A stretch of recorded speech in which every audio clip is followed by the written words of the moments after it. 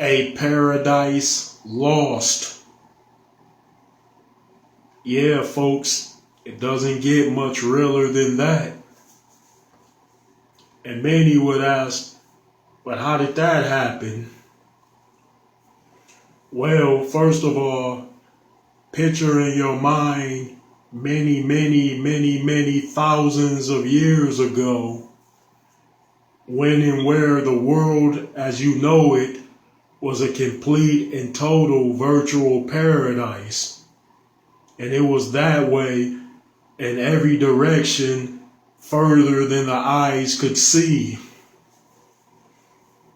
Like you had plenty of beautiful, fresh, clean water to drink in, to bathe in, and for cleaning purposes.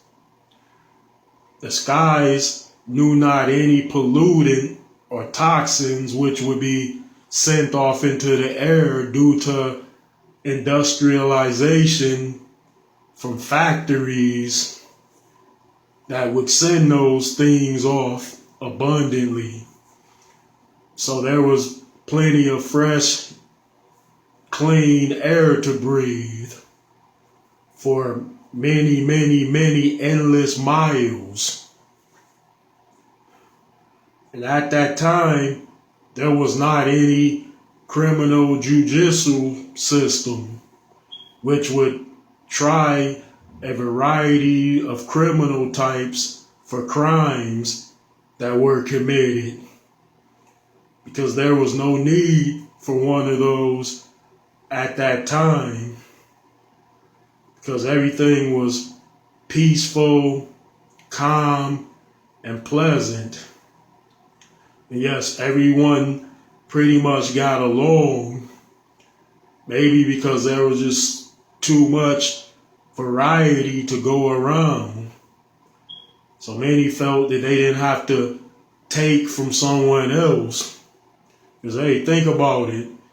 If you are staying someplace that's yours and you build a hut on it and you look around and you got fruit on this tree, you got fruit on that tree, you got fruit on the next tree further down, then you got you a nice little pond that's pure and clean.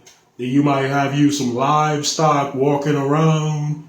Then you know you can fish in that fresh stream. So you got plenty of food. You know, you got plenty to drink. And it was pretty much like that for everyone. I'm talking about a time where the first man and woman walked the earth. And not just merely two, but rather many.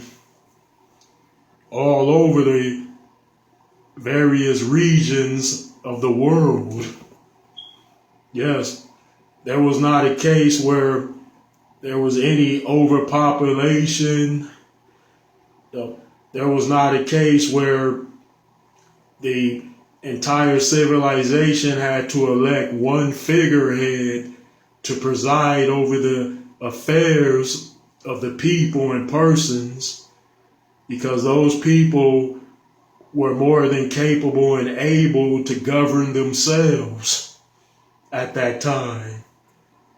But yeah, each particular tribe or group had a chief or figurehead who assumed the leadership roles, and then those authorities were delegated by that such figurehead. And it was pretty much like that with many and most tribes of civilizations.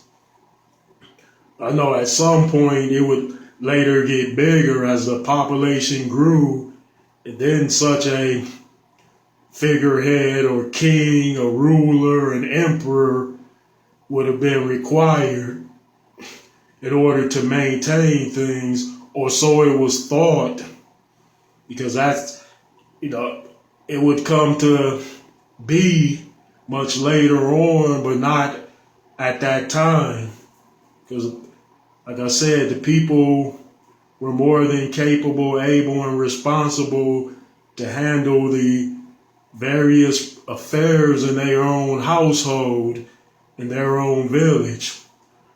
So at that time, people adopted like a king and queen's mentality over their household. Like there might have been many king and queen mentalities.